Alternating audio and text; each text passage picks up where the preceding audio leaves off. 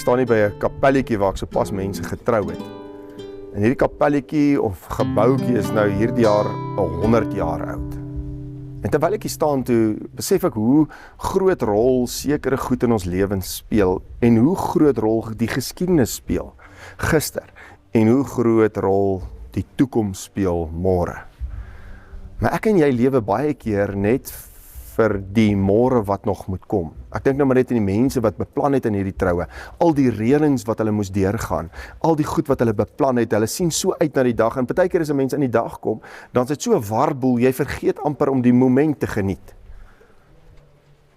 En ek dink ons moet ook net vir 'n slag weer in die moment teenwoordig wees in vandag.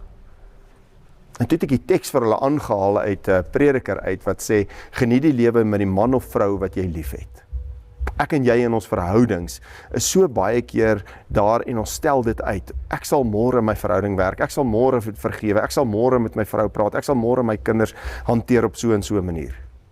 En al wat ons doen is, ons sê môre en môre kom nooit nie.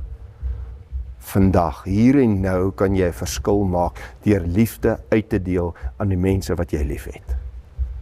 Kom ek en jy probeer vandag, hier en nou, in die moment leef, jy dalk 'n oproep om te maak, 'n brief om te skryf, 'n WhatsApp om te stuur, om net te sê, ek's jammer, ek gee om, kan ek help? Dalk is vandag, daardie dag, en dalk is vandag, vir die eerste keer, 'n dag wat jy gee om te kan lewe. Maak 'n verskil vandag en geniet die lewe met die liefde wat jy kan uitdeel aan ander.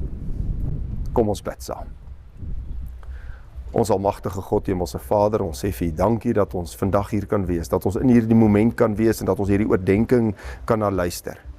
Ons wil vra dat ons in die moment sal wees en dit sal ervaar en beleef, maar dat ons ook daardie moment sal gebruik om 'n verskil te maak in ander se lewens. Help ons om liefde uit te deel aan ander, soos U dit aan ons uitgedeel het. Ons bid dit in Jesus se naam alleen. Amen. Dankie dat jy vandag weer ingeskakel het hier by die kerk aanlyn. Indien dit vir jou moontlik is, jy weet al, deel, like hierdie evangelie. Kom ons versprei hierdie woord, sodat ander mense ook dalk net kan besef hoe belangrik vandag se liefde is. Want vandag se liefde wat jy uitdeel, sorg vir môre. Tot 'n volgende keer.